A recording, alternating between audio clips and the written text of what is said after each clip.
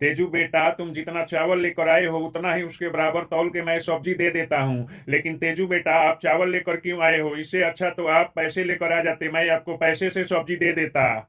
नीतीश चाचा, मैं आपको कैसे बताऊं, मेरे पास चावल की कमी तो है नहीं, क्योंकि मेरे पास धान की फसल काफी अच्छी हुई है और मेरे पास काफी मात्रा में चावल है। लेकिन नीतीश चाचा, अभी के समय में मेरे पास पैसों की दिक्कत है।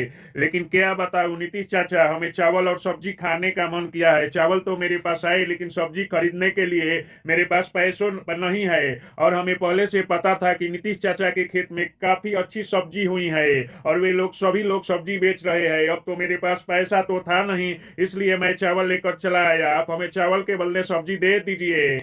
देखो तेजू बेटा, तुमको मैं साफ साफ बता देता हूँ, मैं चावल के बराबर सब्जी तौल के दूंगा।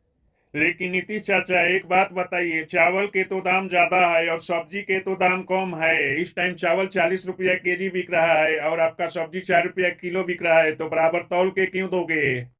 देखो तेजू बेटा, तुम सच में पागल हो। तुमको समझ में नहीं आता है। मुझसे ज्यादा बहस मत करो। आपको लेना है तो लो, नहीं लेना है तो मत लो। यहाँ से चले जाओ। तुम जितना चावल लेकर आए हो उतना ही मैं सब्जी तौल के तराजू पर दे देता हूँ।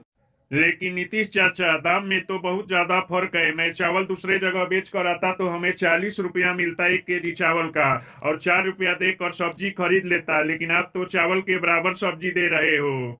तेजू बेटा, आपके इस चावल में कीड़े पड़े हैं। कीड़े कीड़े पड़े चावल है ये। ऐसा चावल को कौन पूछता है?